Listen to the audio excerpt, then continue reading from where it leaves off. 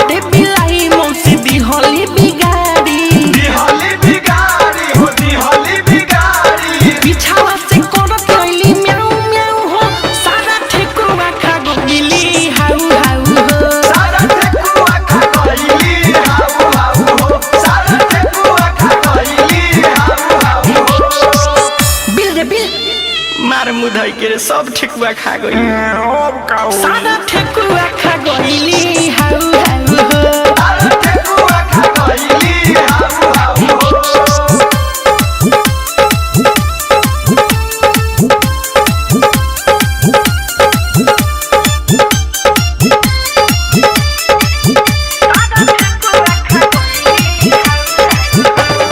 सारा कोई धोइल हमर माटी में मिहिल माटी में मिलल हो माटी में मिलल छठी खिसी आई है सोची मन मोरा हिल मन मोरा हिलल हो मन मोरा हिलल मैया के आशीष कैसे पाऊं पाऊं हो सारा ठेकुआ खा गइली हाउ हाउ हो सारा ठेकुआ खा गइली हाउ हाउ हो सारा ठेकुआ खा गइली हाउ हाउ हो डीजे विकास रीगा सीतामढ़ी।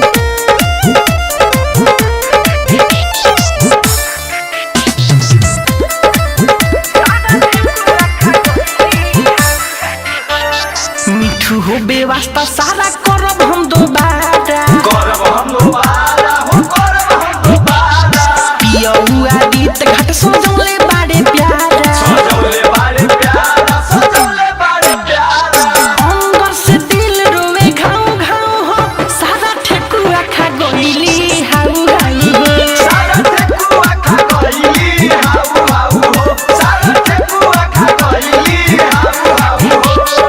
कैसे डांटे छठी माई करेली सवारी करेली सवारी हो करेली सवारी आवते बिलाई मौसी दिहली बिगाड़ी दिहली बिगाड़ी हो दिहली बिगाड़ी पिछावा से करत रहिली म्याऊ म्याऊ हो सारा ठेकुआ खा गइली हाउ हाउ हो सारा ठेकुआ खा गइली हाउ हाउ हो सारा ठेकुआ खा गइली हाउ हाउ हो डाउनलोड कीजिए RCM music official app play store से। RCM म्यूजिक के सारे ऑडियो वीडियो डाउनलोड करने के लिए